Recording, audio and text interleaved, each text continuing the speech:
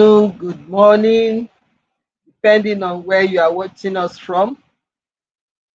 It gives me immense pleasure to welcome you to another transformative edition of our online leadership and personal development conversation. I remain Comfort Eyitayo, your regular host for Connect with Comfort show.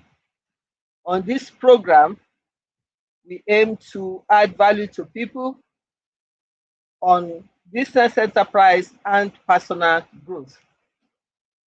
Each show is organized to feature special guests who are usually subject matter experts because they help us to throw more insight on the topic of the day.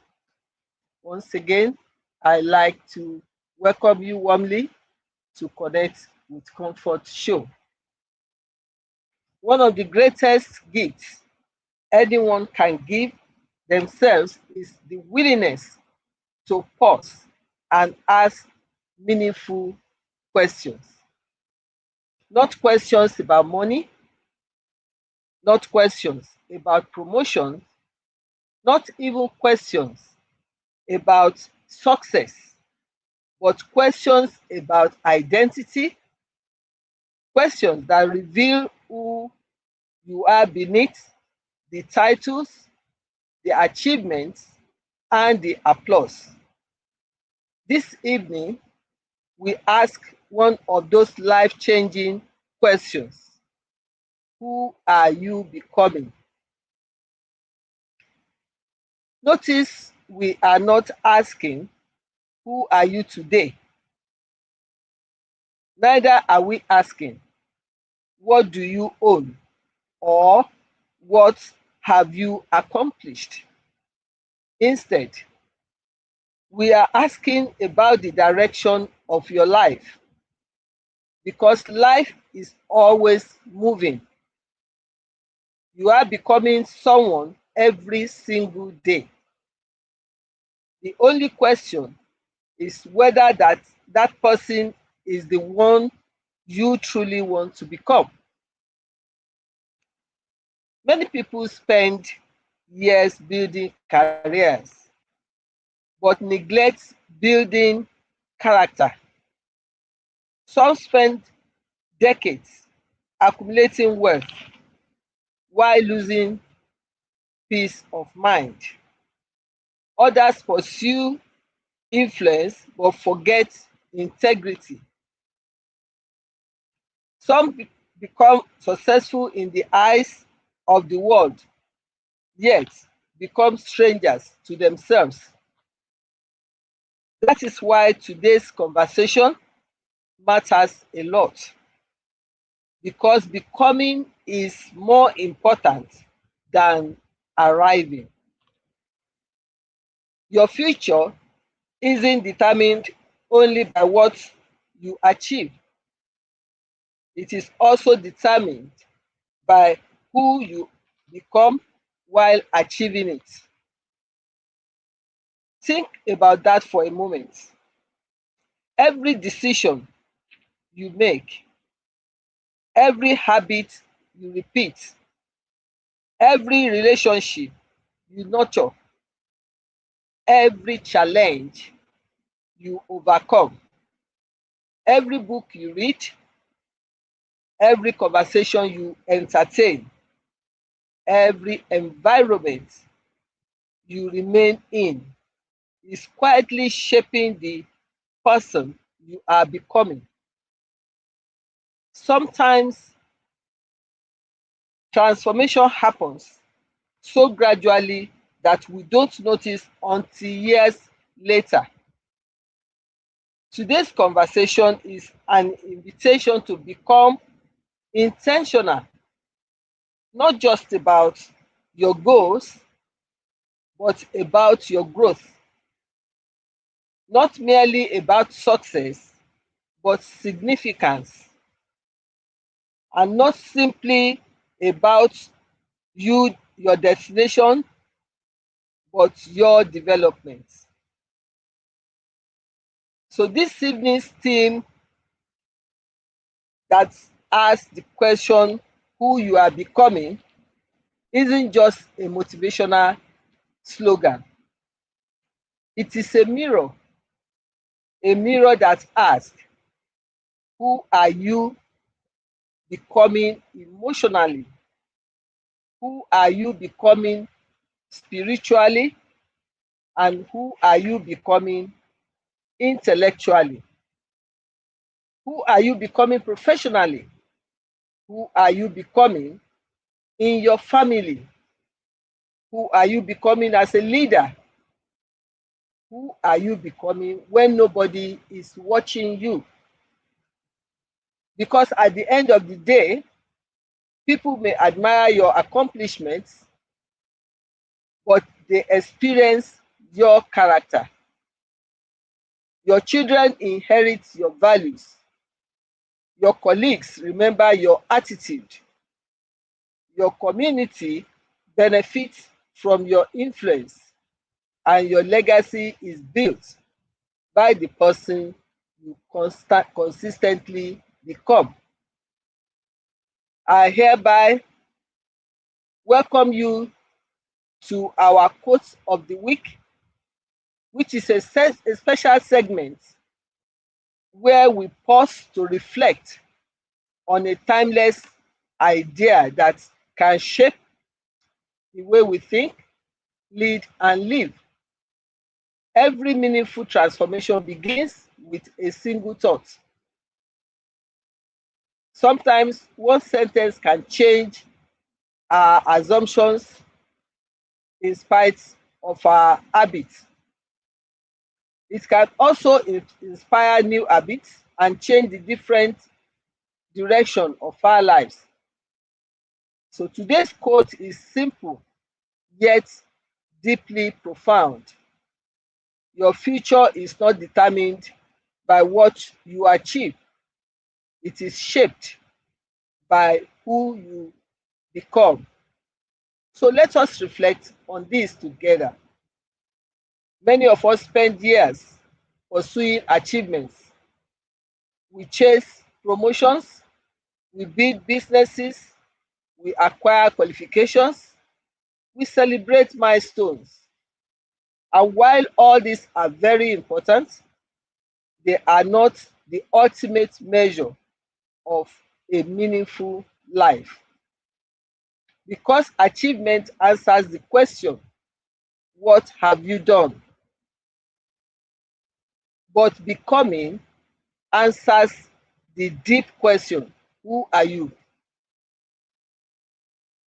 So as you reflect on today's quote, keep one thought in mind. Your life is always moving in the direction of the person you are becoming. And that brings us perfectly to today's conversation.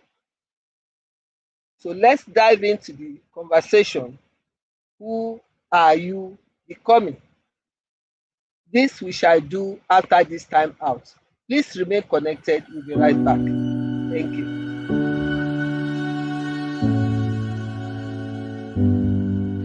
I was searching, I was looking for meaning.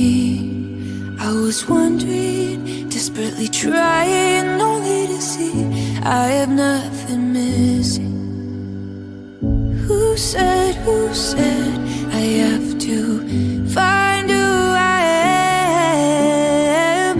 Who said that I am lost to begin with? I am already enough. Everything I need is within me. Each morning when I wake up, I'm grateful for the beauty around me. Life is a gift I wanna enjoy.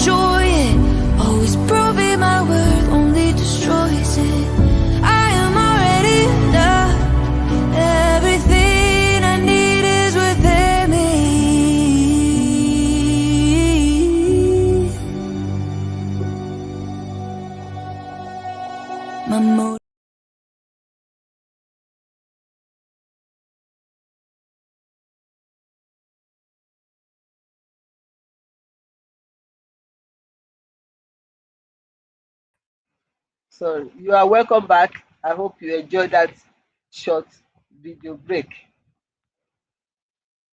Today we are having a special person as our guest.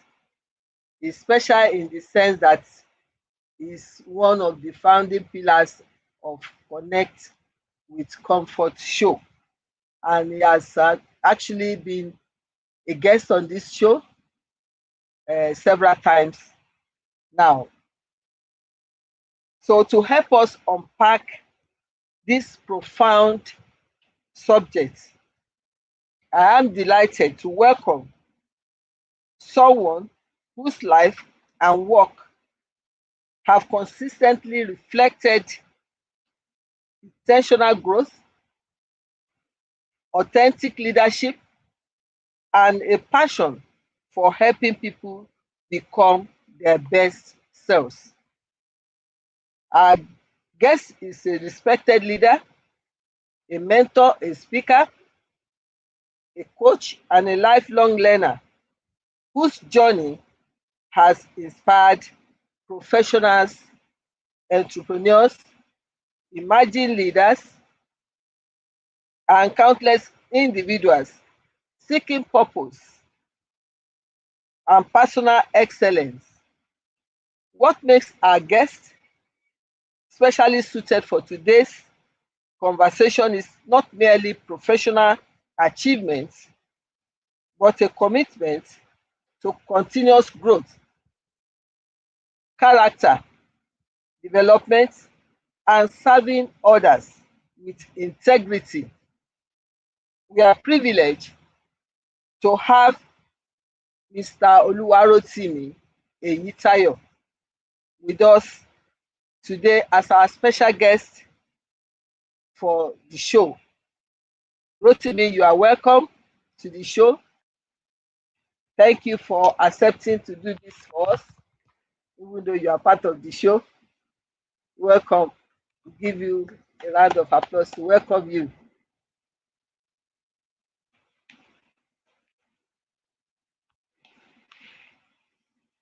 We can't hear you. You need to check your audio.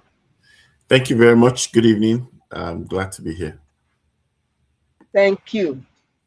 So we go straight into our conversation by asking, when you hear the question, who are you becoming?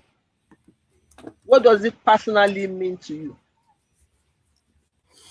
Thank you. When I hear the word, who are you becoming? Two things come to mind. Number one is the word progress. And then the other one is possibilities. Progress in terms of where you're going to as you're moving on. And possibilities is all that you can become, all that you can possess, all that you can ever do. Fantastic. Nice and short. I love the perspective you gave us. It reminds us that becoming is a journey rather than a destination. Thank you for that. So why do you think many people spend more time planning their careers than planning the kind of person they want to become? Well, I think that sometimes it might be as a result of fear. A lot of us do not know how really powerful that we are. So we follow a common script, which is public knowledge. The career plan, the career path is obviously something in the public domain. But ourselves, we actually have a lot of stories untold, a lot of paths uncharted. And I think that that's the reason why a lot of people put too much energy in their career planning, because our life actually has the capacity to bring together both the career and all the possibilities that we represent, plus the dreams that we have, into place. So I think part of it is fear, part of it is also public. The public has stressed so much on the obvious, which is the career, but so little about the individual. Fantastic. So how can someone distinguish between simply getting older and genuinely growing? That's a very interesting question. Getting older is a function of life and time. As long as you are alive, each day brings you to become older. But growth is a function of so many things. Number one, growth is a function of knowledge. Growth is a function of pursuit. Growth is a function of expression or execution. Growth is a function of flexibility. Growth is a function of reality and sometimes a shift. So, shifting from who we used to be, shifting in mindset, shifting in disposition, all those few things I've mentioned brings together about growth. But when you're just living your life with time, each day passes, you grow older, but growth is a bit different. Fantastic. That is well put. So, how important is self awareness in becoming the right person? That's a very powerful question. Self awareness actually is the beginning of the journey becoming a meaningful or great person. Number one, you can almost look at it as that a lot of times it's a pointer to what we need to do and who we need to become. Some people don't know that they don't know. Unfortunately, they don't even want to help or get help that they don't know. And that's just telling you about the different level of awareness. Some other people, right, they know that they don't know and they don't want to be helped. So you can see the different realities. Some don't know that they don't know. Some know and they don't want to get help to be known, right? And then you also find out that there are people who sometimes, are open to knowledge. And that tells you that the level of awareness gets people to know where to repair, where to reflect, where to build on, what to build on, how to build on. So awareness sometimes makes one's positioning better and more result based.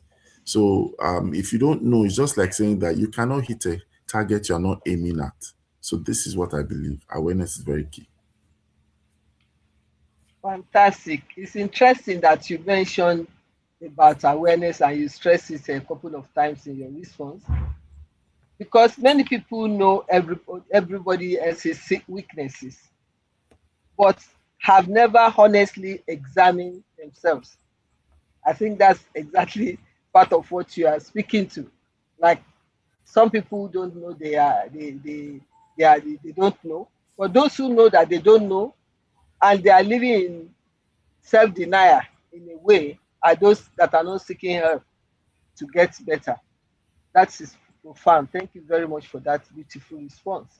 So, how important are mentors in the journey of becoming? That is becoming who you really want to be. I think that mentors can be likened to a ladder.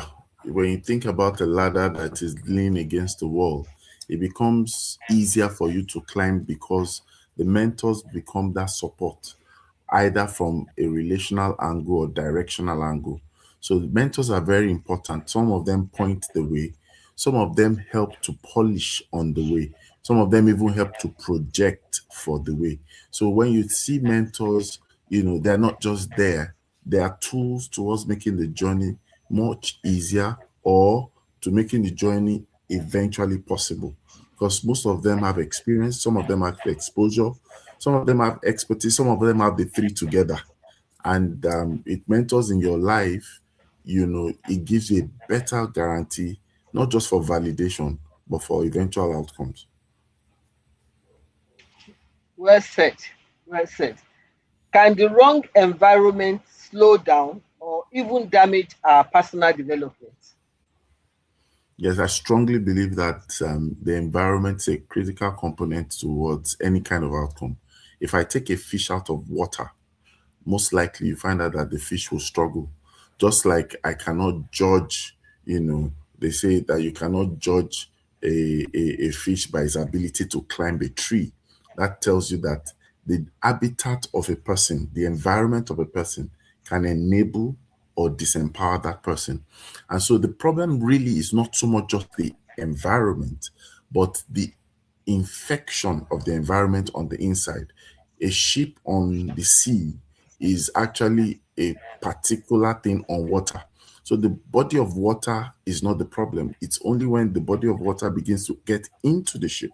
And that's the power of environment. So when we look at our environment, if it's not enabling the dream, if it's not giving us the positivity or the capacity to build or find expression, it will hamper with the eventual becoming of that person. Very true. Very true. So we really have to be careful which environment we operate in. How do relationship influence the person we eventually become? Well, I believe that success is highly relational. Relationship shortens the curve. There are many times I look at relationship playing two pivotal roles in any form of endeavor. Relationship can serve as an enabler, it can serve as an amplifier. So there are people in our lives that enable what we do. They make it easier, they make it better, they make it possible. There's some people that help project it. Those are the amplifiers. So they amplify the thing like a microphone, like a loudspeaker. And so you find out that if you have in your life, in your pursuit, in your career, in your business, people who project you, they enable you, people who make it possible, people who stand in and speak for you, then you will realize that the journey becomes a lot easier. In Nigeria, we tend to have a local way of saying it. We say connection, right? So relationship and connectedness, they are similar. And so when people are connected to each other, you find out that the possibilities are limitless. So the one who is not connected becomes isolated. Regardless of his gifting or her giftings, the journey might be a struggle than the one who is very relational. Very true. That's a profound distinction. And really and truly, sometimes growth isn't about addition, it's about subtraction. And we can situate that with that response. Thank you very much. How can professional remain humble while becoming more successful? Well, I'll start by saying professionals should be humble because number one thing that should make you humble is the fact that there's a word called change. Nothing is constant as change. So things that you probably might even have control over can flip in the shortest possible time. There are many factors like that. So you need to be humble. And how can you be humble? Number one is when you have a very big and audacious goal before you, when you realize that the pursuit of becoming is bigger than your current state of doing. So when you see that tomorrow is bigger than today, you definitely will be humble because there are many people who play different parts in your journey. There are many variables to that. And then when you sometimes look at other people's achievement, not from a negative comparison point, but just to stir you up to say that, yes, you might have done so well, you might have gotten some applause. Your applause might just be local applause, it's not a global applause. So it just keeps you humble. There are people who are trillionaires in dollars. There are people who are billionaires in dollars. So if you're a millionaire in naira, you can tell that obviously maybe your entire wealth is somebody else's tithe.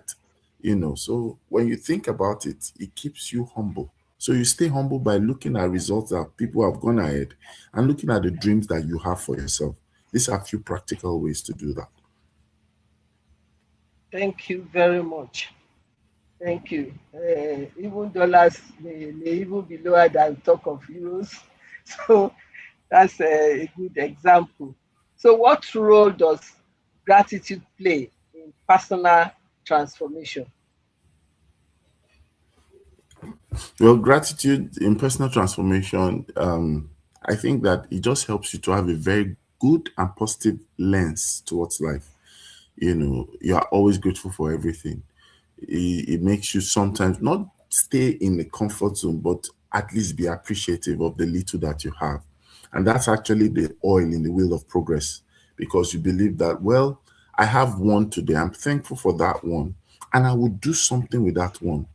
But once you don't practice personal gratitude, you will always feel discontented. You will not even know that the little that you have is something to work with. You will always look at the things within your concern and you ignore the things within your influence and control. And then when you practice gratitude personally, it has a way of you reflecting it with other people because then people now see you as someone that they would like to help, people that someone they would like to associate with. But if you don't practice gratitude, it tends to be like a negation. Well, I don't like this person. He's not appreciative. He's not grateful. He's not this. She's not that. So gratitude gives you that oil, and staying power, that even when the going gets tough, you appreciate the fact that things are tough, but you are still going.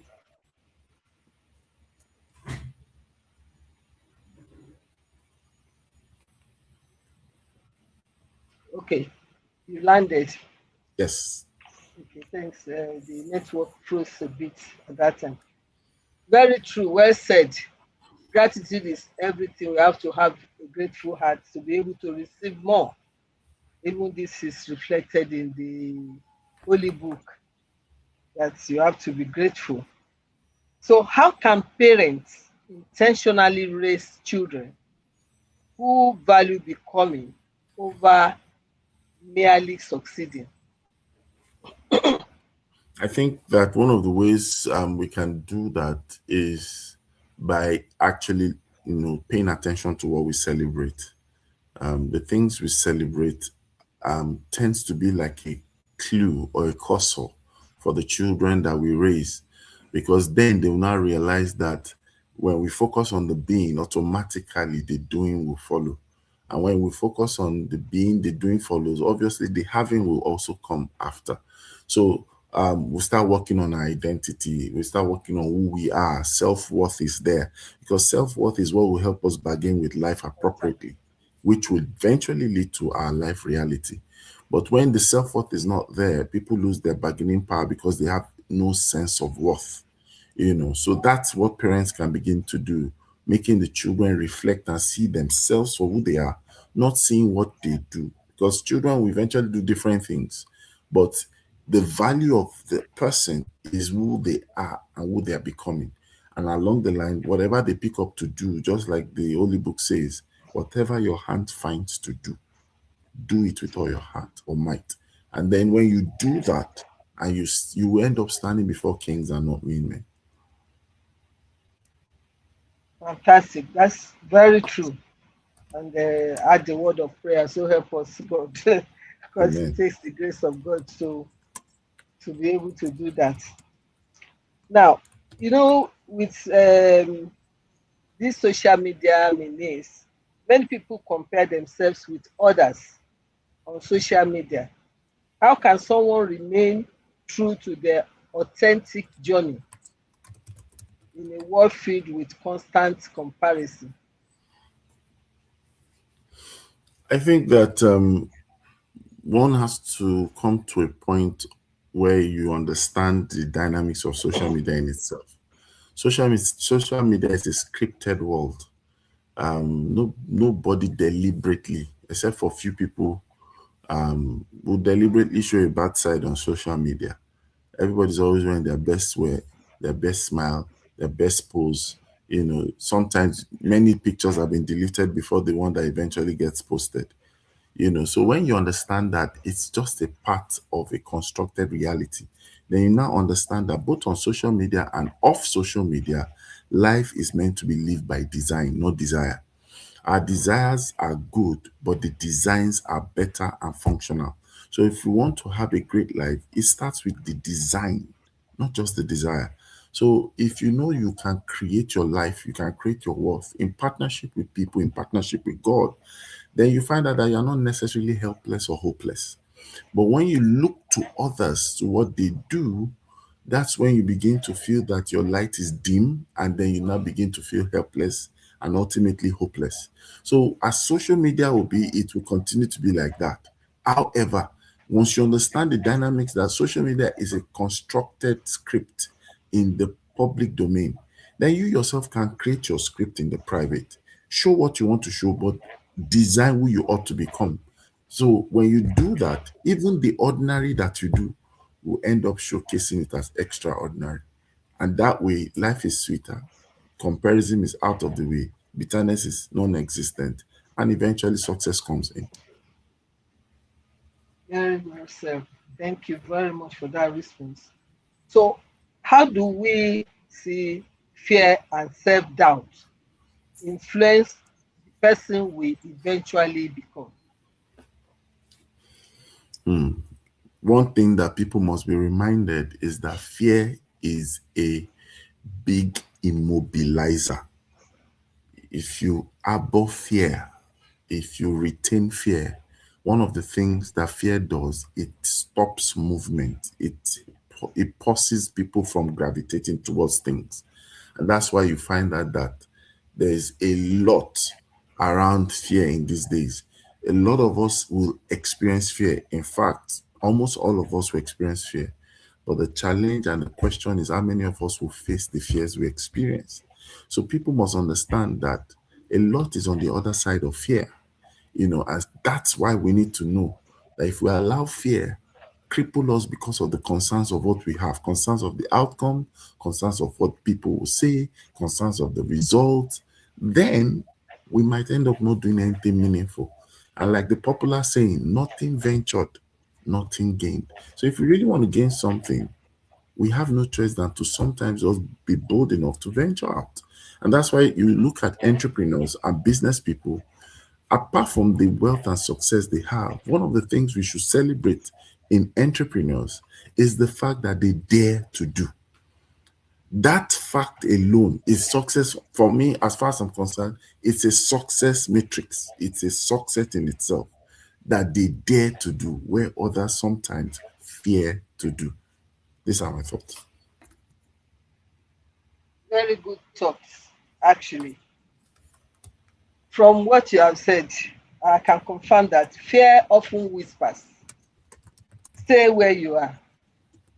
Growth, on the other hand, invites us to step into unfamiliar territory. Becoming usually begins where comfort ends. So we need to venture out. So that's very, very true and great insight. Thank you very much for that. So what role does discipline play in becoming the person we aspire to be? Well, discipline is a very key element, a success factor, because sometimes there will be resistance. Sometimes things might not come out as quickly as we have projected. Discipline keeps us to be on that path. It gives us what we call staying power. You need discipline to keep to it. You need discipline to repeat. In fact, the law of sales is actually explained in discipline, which says that you need at least 7 positive interventions to have a sales. The law of averages says for every negative outcome you have, you are closer to a positive outcome, which means if I want a positive outcome, I must be open to negative outcomes. So whenever we get a no, understand that yes is around the corner. So we must be open and disciplined to do the things we need to do. Sometimes the comfort zone robs up of anything of stretch or stretching. So discipline is required. Discipline to maintain relationship, discipline to put out the proposal, discipline to go out there, discipline to try again, discipline to say yes after many no's. All these are things that will propel us to eventually conquer the battles that we face. Fantastic. We have a contribution from one of our viewers in terms of a question, and it goes thus: how can we tell whether our current choices are shaping us into the person we truly want to become? That is from Bayo Banjo. Well, there are two ways I'll respond to this. Number one, how high can a tree go? If you cut that tree down, you will never know. So that's one part of it. Our choices, in a way, there are steps and little steps towards eventual thing. So we cannot know if we don't try. But number two, we can tell by if our current choices are shaping us based on the fact that there's something called low-hanging fruit. If you find out that your choices empower you or disempower you, you can tell. If you find that your choices are not necessarily gravitating to the outcome profile. So if my outcome profile is success or wealth, if I look at the decisions I'm taking today, does it look like the outcome profile that I have eventually? If it doesn't look like, then the current choices I'm making It's taking me far away from my results, but you are the one that needs to sit down and have some reflection. Do a 360-degree review to be sure that you are not disempowering yourself. You are not moving far away from your goal. And some people do this, they call it the 5 W's. They ask why, and you're asking yourself, this decision, what went well, what went wrong, and then you can even get some other ways to actually probe further. So these are a few things you can look at to work on. Good suggestion. I hope that works well for Banjo Bayode. Thank you very much for that response. Now, is there a difference between confidence and arrogance? How can people develop one without falling into the other? So confidence most times is deposit of courage on a matter, deposit of courage to a pursuit. You find out that it is subject focused. It is content focused. That's courage, confidence. I'm confident about the business I'm doing. I'm confident about the pitch I'm making. I'm confident about the path I'm going to take. I'm confident in the decision I'm making. However, arrogance is an over bloated image of oneself. In other words, arrogance shifts the focus from the subject to self. And so then you are saying, I am not just confident, but you are comparing your confidence to others. So you are saying that, well, I've been a success over time. I'm better than the rest. And that is where the biggest blind spot starts. Because when you begin to think of yourself, overconfidence steps in. Blind spot causes you not to see some things. That while you are confident, doesn't mean you are resourceful. While you are confident, doesn't mean you have the right team. Why you're confident doesn't mean you have the right resources. Why you're confident doesn't mean you have the best of strategy. Doesn't mean that you have the best of actions. So arrogance is actually what makes people not being helped, and sometimes it makes character stink. So no matter how good talent is, arrogance is actually not a perfume, it's a stench to that kind of character. Fantastic. Fantastic. Before I take the next related question, we have a question from the audience. Adeyemi Taiwo asks, what practical steps can we take to protect children from the harmful effects of social media? Just in 1 minute. I think one of the practical steps we could take might be that we might need to put on some passwords on some sites. You might need to limit the bandwidth and access parental control. There are different apps and tools you can leverage on for that. And also probably just have a conversation on online etiquette, the social behavior that is acceptable for children going online. And so when they understand why these things are there, it gives you a better way and a better opportunity to know how they can self-regulate, because you might not always be there and there might always be sometimes loopholes. But by the time you are able to say, this is why we don't want you to do this. This is what online predators do. This is what abuse is like. Then the children themselves can self-regulate. But there are many tools out there that you can do. You can also check, certain sites. You can peg access to them and prevent unnecessary exposure. And I hope that helps.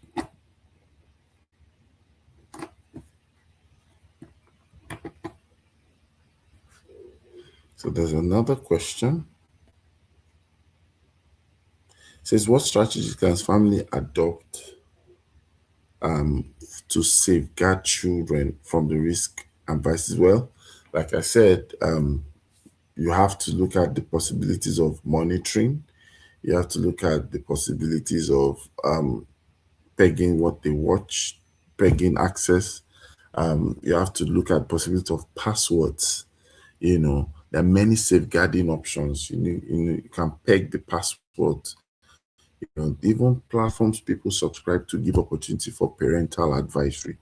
And then you are able to also teach them. I think that Enlightenment, like I heard a friend and a professional say, enlightenment is superior to reinforcement. So when you find that people are enlightened, they know that this is what to do. They know that this is why they need to do the things they need to do. It puts them in a position where they can also self-regulate. When we're growing up, they'll tell us, don't talk to strangers. But over a period of time, you find out that that's a contextual statement. You know, it's not totally wrong not to talk to strangers, because if you are greeting a stranger, that's part of talking to strangers, right? But what they're actually teaching us should be the intent. It should be the intent of what we do when we're talking to people who are not known to us. So that way, children can regulate. Thank you. Welcome back. Thank you very much. Network struck. Actually, I was saying your response to the difference between confidence and arrogance. There's a question that ties in with that. Like some people will say, this is just who I am. Is that a healthy mindset? Or can it become an excuse for avoiding growth? Okay. So sometimes people need to know that stating a fact doesn't mean they're stating or saying the truth. So this is who I am is a fact. In some cases, it might not be the truth, because we actually are always going to behave based on how we are conditioned. If someone says, this is who I am, this is who I am, if they point a gun at that person, the person will change behavior at that point in time. So that tells you that, we are really, really, most times, conditioned human beings. So we need to learn how to condition ourselves for the right kind of behavior, like the right kind of disposition. So I think that people should know that they should factor the room for the possibility of change, growth, improvement, because we all will know that the more we know, the better we ought to become. Thank you. So can a person's environment accelerate or delay who they become? I strongly believe yes. Your environment definitely can be an accelerator. Some let me give you an example. Some people live in certain environments that naturally places them to be conscious and to also question things. Other people have to go for a master class and communication training on what some people naturally have as a growing up skill. Why? Because the environment, think about some countries where children go on the bus to school.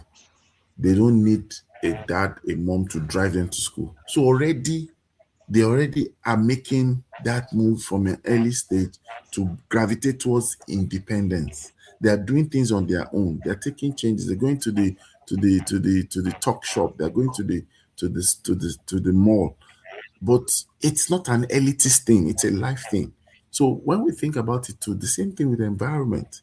People who travel out of the country or people who go to nice places tend to have a better perception of abundance than people who don't. So environment does accelerate. Thank you very much.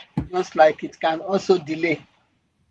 If the environment is not right, it can delay your progress. Okay.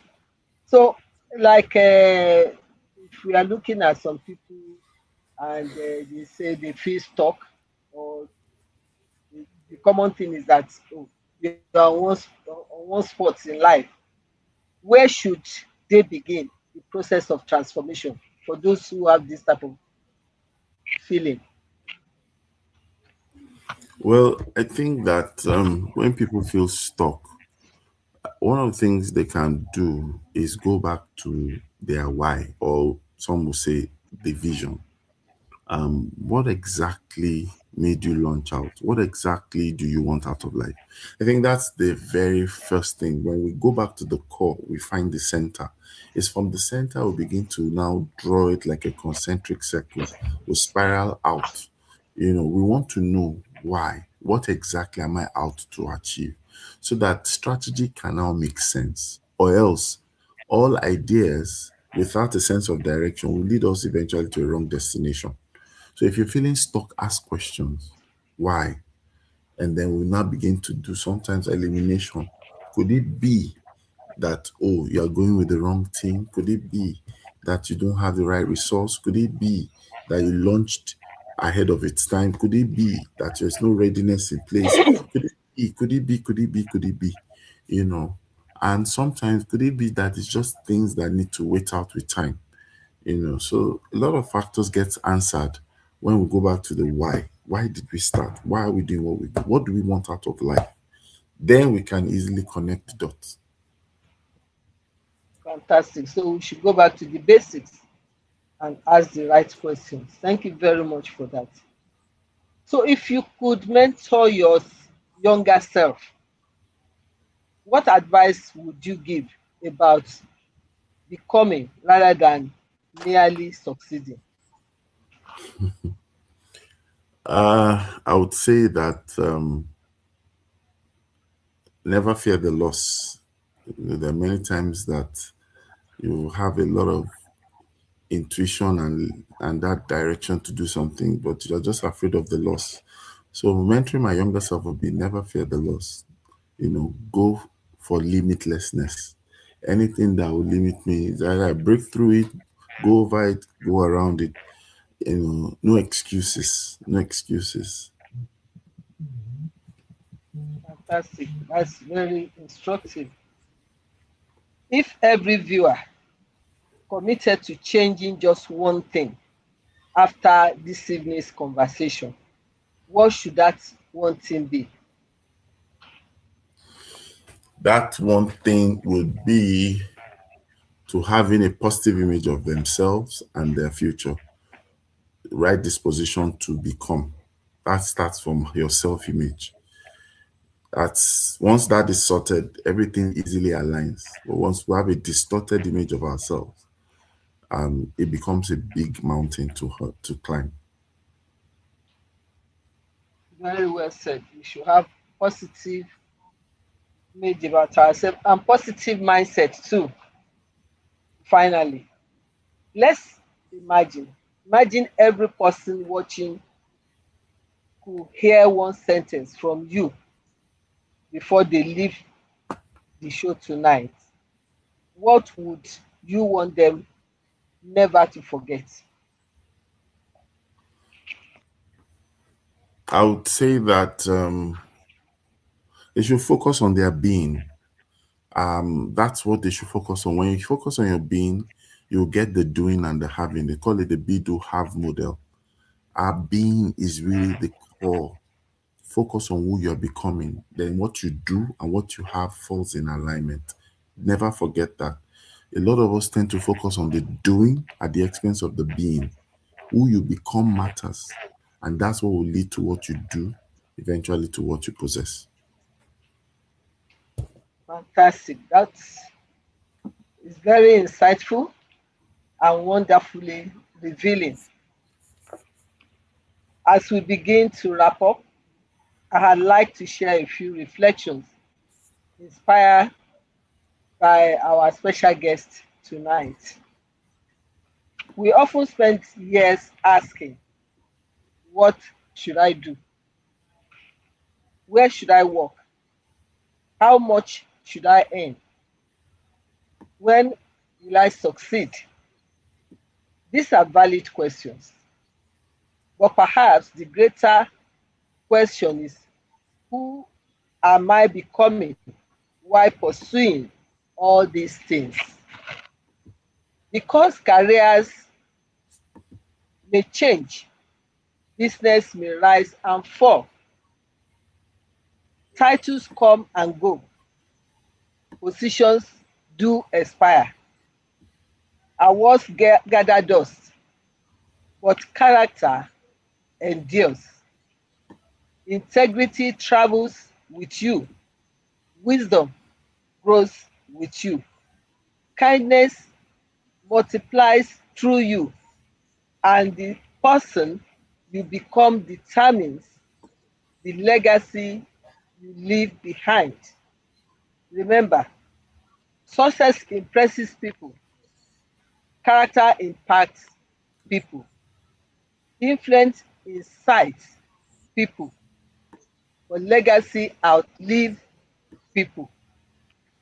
This evening conversation is not merely an invitation to achieve more, it's an invitation to become more, become wiser, become kinder, become stronger, become even more disciplined, become more courageous, and become more compassionate, become more intentional, become the kind of person whose presence leaves every room better than they found it.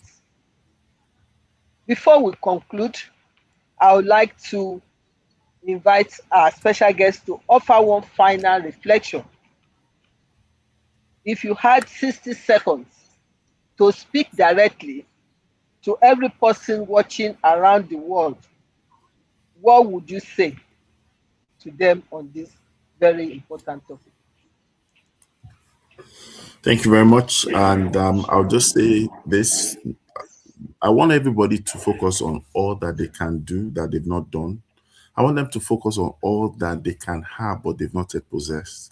I want them to focus on all that they can become, all that they can be, but they've not yet become.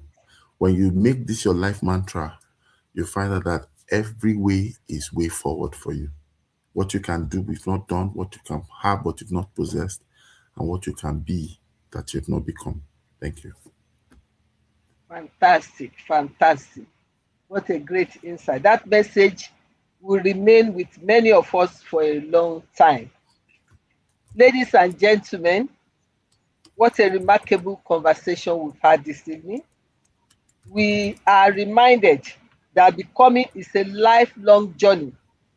It's not defined by a single achievement or life-changing event. Rather, it is shaped by the small, consistent choices we make every day and our habits, our attitudes, our values, our relationships, and our willingness to learn. If there's one lesson to carry into tomorrow, let it be this. Do not become so busy building your resume than you neglect building your character. Your greatest investment is not in what you own, but in who you are becoming. Quickly, I would like to recognize those who joined us while this show was on. Those that have been able to, okay, we have a contribution. Dr. Aseni just posted something. What you are becoming should be driven by vision and desire to achieve set goal. Thank you very much, Dr. Aseni, streaming from Abuja, for that beautiful contribution. So I will start the recognition by recognizing Dr. Aseni. Actually, it was his name that popped up first when we started. Dr. Aseni, you are welcome to the show. We thank you. He's one of our regular and one of our great contributors on this show. Taiwo Ojo, also one of our regulars that joined us. Bayo Debanjo, also one of our regulars, he also contributed to the show tonight. At Lanre Kosoki, I hope I pronounced that well, supports our special guest insight on social media. That it was great. Adeyemi Taiwo also joined us. I believe a few others that I may not have gotten their name, but pardon me. I appreciate all of you nonetheless. Thank you for joining. Thank you for following on this learning series as we experience every week.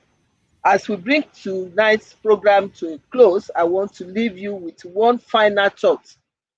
Imagine meeting yourself 10 years from today. What would that future version of you be? Or that future version of you, would it say thank you for the decisions you are making today? Would they be proud of your discipline, your integrity, your courage, your kindness, and your commitment to growth.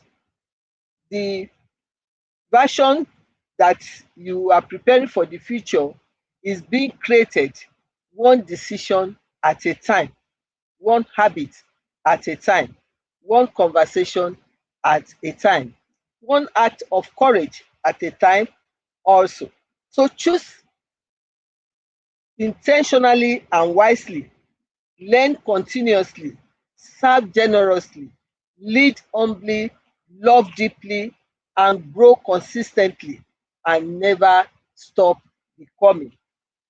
To everyone that joins us today, either live or those who will be replaying this uh, program, thank you for your thoughtful comments, your suggestions, and your commitment to personal growth. And for those who have contributed, we thank you. If tonight's conversation inspired you, please share the replay with someone who would benefit from it. Start a discussion in your family, workplace, or community. Growth is contagious when it is shared. My special appreciation is to our guest, our special guest for tonight, who has really done us proud as usual. Rotimi, thank you very much for sharing your time, your experience, and your practical and great insights on this evening's topic with such generosity. On behalf of all our production team, we say thank you for sharing such profound wisdom and practical insight. Thank you very much. Before you leave, I'd like you to take 3 simple steps. Reflect. Write down one quality you want to intentionally develop over the next 30 days. Act.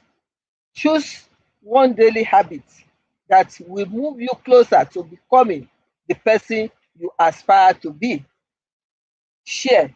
Invite someone, a friend, colleague, spouse, or mentee to join you on this journey of growth and accountability. Remember, transformation is not accidental. It is intentional, consistent, and lifelong. Until then, keep learning, keep growing, keep serving, and keep asking yourselves the question that can transform a lifetime. Who are you becoming? Remember, every day you are becoming someone. Be intentional about that someone, what that someone will be. Until next time, when I come your way again, keep growing, keep serving, keep leading, and keep becoming. Thank you for joining us once again. Good night, and may you continue becoming the very best version of yourself. God bless you. See you next time.